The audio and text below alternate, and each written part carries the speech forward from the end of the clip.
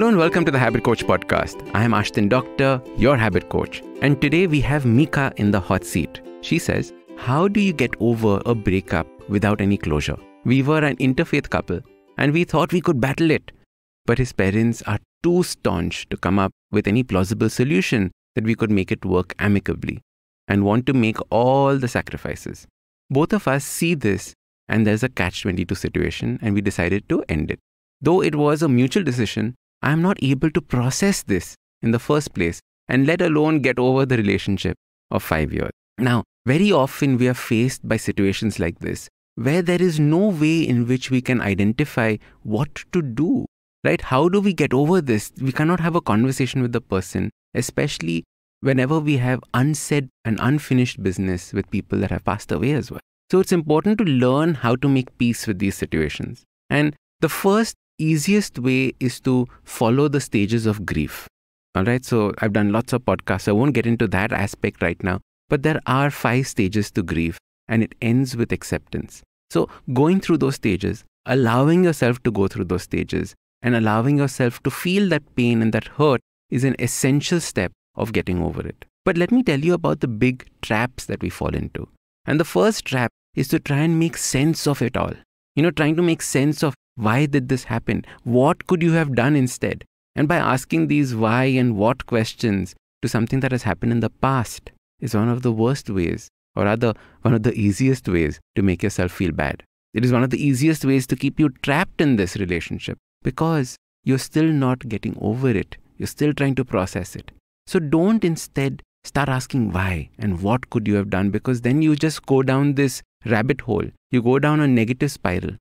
Why did this happen? Because I was like this, because this was like that. You start blaming everybody. You start blaming yourself. When you do what? You're living in regret. So instead of doing whys and whats, a better way to do it is follow these 3 different habits that you can do. The first is something that I love doing. What I do when I'm trying to get over a past event that has taken place, I close my eyes when I'm feeling really, really sad, when I'm feeling really, really low, tears running down my eyes, I'm crying, and I'm telling that person that I release you. I am letting go of you. Thank you for coming into my life, but now I'm letting go of you. I release you, I release you, I release you. And I keep saying that person's name and I release you in my mind. And over a period of time, it becomes cathartic. The person slowly does leave you. You feel much lighter. And that is one thing that I suggest that you do. The next time you're feeling low and you're wondering about this, just say, thank you for coming into my life, but I release you. Okay? So that is the first thing that you can do. It is absolutely powerful. It's absolutely beautiful. The second thing that you can do is the Ho'oponopono. So the Ho'oponopono is a Hawaiian technique that is used for healing, and it heals relationships as well. Ho'oponopono basically translates into, I am sorry, please forgive me, thank you, I love you. Okay? So that's actually what the words mean. I am sorry, please forgive me, thank you, I love you. Now, instead of saying Ho'oponopono, which is a tongue twister multiple times over, what you do is you say, take the person's name or take the person's image in your head and say, I am sorry, please forgive me, thank you, I love you. I am sorry, please forgive me, thank you, I love you. I am sorry, please forgive me, thank you, I love you. And you just keep repeating it. Because you soon realize that these are the only 4 incompletions that exist.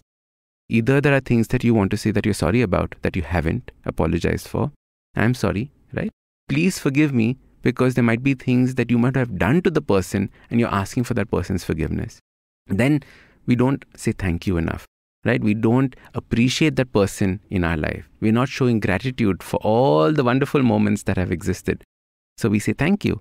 And we finally say I love you, because so often we don't express our love for people that are so important to us.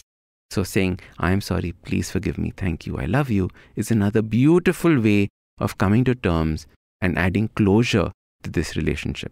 And the final one is to start remembering the good times and letting go of the bad times. You see, our mind is so focused on the negatives that are coming up in our lives that we get trapped in only thinking about the negatives, right? We get trapped in only thinking about the if-onlys. Instead, what I want you to do is I want you to remember all those fantastic moments you all shared together, those picnics that you went on, the movies that you went on, the jokes that you had. Think of those, remember those, cherish those. And that is a beautiful way of remembering that memory. You see, closure is not about getting somebody out of your life, but welcoming them in and keeping them in a particular space instead of having them run all over your life and take over, right? So it is not just about letting go and you forgetting them, but it is about remembering them correctly. So follow these 3 habits and I know that it will bring closure to your life.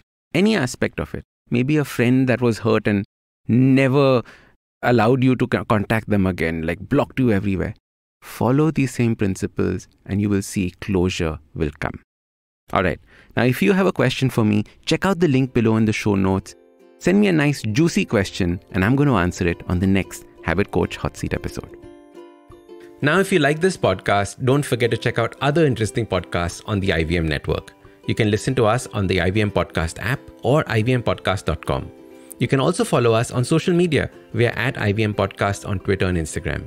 If you want to reach out to me, I am at Ashdin Doc on Twitter and Instagram. We have a brand new habit coaching online course, quizzes, videos, and a lot more on the website awesome180.com. So check it out now.